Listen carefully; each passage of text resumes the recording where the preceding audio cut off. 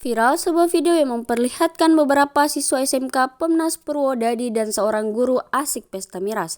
Dalam unggahan akun Instagram @fakta.berita pada Selasa 28 November 2023, tampak siswa yang asik minum dan berbincang dengan gurunya. Dalam keterangan video, Mudakir Kepala Sekolah SMK Pemnas Purwodadi menjelaskan bahwa tempat mereka pesta miras tersebut dikontrakan gurunya yang tidak jauh dari sekolahnya. Menurut pengakuan guru tersebut ingin memberi arahan kepada siswanya untuk tidak mabuk di kontrakannya. Pihak sekolah juga melakukan sidak di kelas dan patroli di luar sekolah agar kejadian tersebut tidak terulang.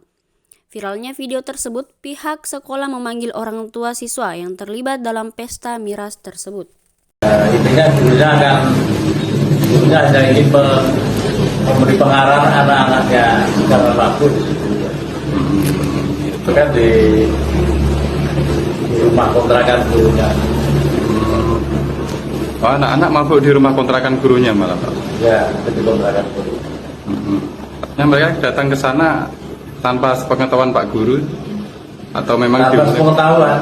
Itu di jam sekolah atau enggak, Pak? Di luar jam sekolah. Jadi di luar jam sekolah, kemudian tempatnya di luar sekolah. Di rumah kontrakan gurunya.